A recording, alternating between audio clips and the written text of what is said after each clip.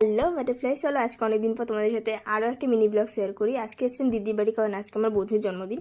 আমি গিয়ে সবার আগে ওকে ওর গিফটটা দিলাম, কারণ ও আমার জন্য মোটেই ওয়েট করছিল না। ও ওয়েট করছিল ওর গিফটের জন্য, যে মিমি কখন আসবে আর ওকে ওর গিফটটা দেবে। ও যাওয়ার সঙ্গে সঙ্গেই খুলে খুলে দেখছে যে ওর মধ্যে কী কী আছে। আর বাবা না ওর জন্য একটা রেনকোট নিয়েছে, কিন্তু ওটার প্রতি এক ফোঁটা ইন্টারেস্টেড ছিল না, ও রং পেন্সিল নিয়েই বসেছিল। তারপর আমি গিয়েছিলাম একটু মার্কেটে, কারণ আমার কিছু শপিং করা ছিল, কিন্তু গিয়ে দেখলাম বেশিরভাগ দোকানই বন্ধ।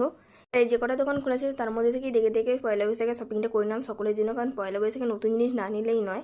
মার্কেট থেকে ঝটপট বেরিয়ে আমি দিদি বাড়ি চলে গেছিলাম, কারণ দিদি আমাকে বারবার ফোন করছিল, কারণ আমি লেট হয়ে গেছি আর মানিক আশীর্বাদে বসে পড়েছিল।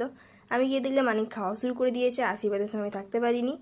আর আশীর্বাদ যখন হচ্ছে তখন আমি থাকতে পারিনি বলে মানিক আমার উপর রেখে আসে। তারপরে আমি গেলাম বুবুর সাথে দেখা করতে, কিন্তু গিয়ে দেখলাম বুবু ঘুমোচ্ছে, কিন্তু আমি ওকে ঘুম থেকে তুলে দিয়েছিলাম, কারণ আমি চলে যাবো কিছুক্ষণ পর। তারপরে আমি ওর সাথে কিছুক্ষণ ধরে খেলা করছি, আর ও দেখো ক্যামেরার দিকেই হাঁ করে তাকিয়ে আছে। ও ফোন দেখলে আর অন্যদিকে তাকায় না, আর হাসিটা দেখো কি মিষ্টি না। তারপর খেয়ে দিয়ে আমি বাড়ি চলে এসেছিলাম, আমি কেক কাটার সাথে থাকতে পারিনি আজকে দিনটা।